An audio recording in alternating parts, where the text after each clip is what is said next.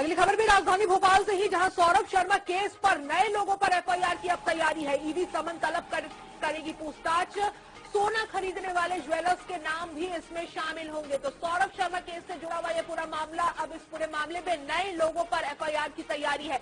ED समन तलब कर पूछताछ करेगी और सोना खरीदने वाले ज्वेलर्स के नाम भी इनमें शामिल होंगे। तो पूर्व आरटीओ आरक्षक सौरभ शर्मा केस से जुड़ा हुआ यह पूरा मामला है। इस पूरे मामले में अब नए लोगों पर एफआईआर की तैयारी कर ली गई है, तैयारी की जा रही है। एक तरीके से कहे तो ईडी समन तलब कर अब पूछताछ करेगी, खासकर उन ज्वेलर्स के नाम इनमें शामिल होंगे जिन्होंने सोना खरीदे थे। ब्यूरो प्रमुख अनुराग मालवी लगातार हमारे साथ बने हुए हैं। अनुराग जी, पूर्व आरटीओ आरक्षक केस में हर दिन कुछ ना कुछ नया देखने को मिल रहा है और अब इस पूरे मामले में नए लोगों पर एफआईआर की तैयारी की जा रही है। कौन होंगे वो नए लोग और किस तरीके से उन पर आगे कार्रवाई होगी? पुरानी एफआईआर से उसमें कई सारे नाम छूट गए थे और कई बार जांच एजेंसियों की कार्रवाई पे भी और स्टाइल पर सवाल उठते हैं, क्योंकि यही कारण है सौरभ शर्मा और उनके जो क्लोज रिलेटिव हैं सबकी जमानत एक एक करके रुकी जा रही है। और ये एक बड़ा कारण है कि पहले लोकायुक्त पे सवाल उठे, ईओडब्ल्यू पे सवाल उठे। हालांकि ईडी थोड़ी सी स्ट्रिक्ट नजर आ रही है और यही कारण है कि अब सप्लीमेंट्री चार्जशीट की बारी है और सप्लीमेंट्री चार्जशीट जो जारी हो रही है उसके तहत समन जारी करना शुरू हुआ है। इसमें कई सारे ज्वेलर्स शामिल हैं, सौरभ शर्मा के और अन्य रिश्तेदार हैं जो कहीं ना कहीं सोना खरीदी को लेकर।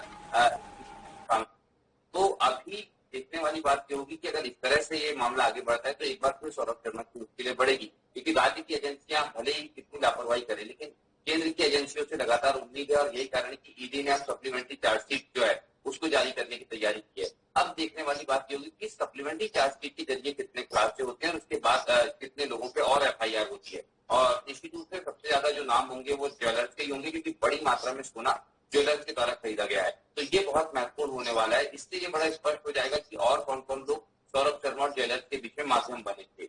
जी, तो बिल्कुल देखने वाली बात तो रहेगी कि सौरभ शर्मा और ज्वेलर्स के बीच में मीडिएटर आखिर कौन थे। लेकिन अनुराग जी, एक सवाल ये भी आता है कि जो ज्वेलर्स है जिन्होंने इनसे सोना खरीदा था, वो लीगली तौर पर खरीदा कि इलीगली खरीदा?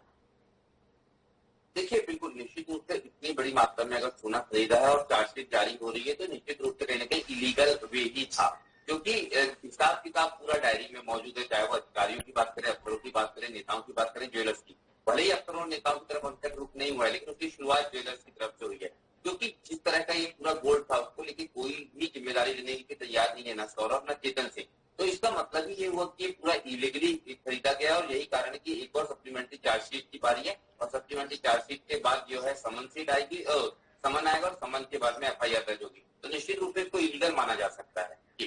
जी बिल्कुल, तो अब देखना होगा कि कौन कौन से वो ज्वेलर्स हैं जिन पर ये एफआईआर दर्ज होती है और उसके बाद किस तरीके से कार्रवाई होती है और क्या कुछ अब इस पूरे मामले पर नए खुलासे होते हैं, ये भी देखने वाली बात होगी। फिलहाल अनुराग जी, जितनी भी जानकारी आपने हमें दी है उसके लिए आपका धन्यवाद। तो सौरभ शर्मा केस से जुड़ा हुआ पूरा मामला है ये, जहां नए लोगों पर अब एफआईआर की तैयारी है। तो ईडी समन तलब कर अब इनसे पूछताछ करेगी, उन ज्वेलर्स से जिन्होंने सौरभ शर्मा से सोना खरीदा था।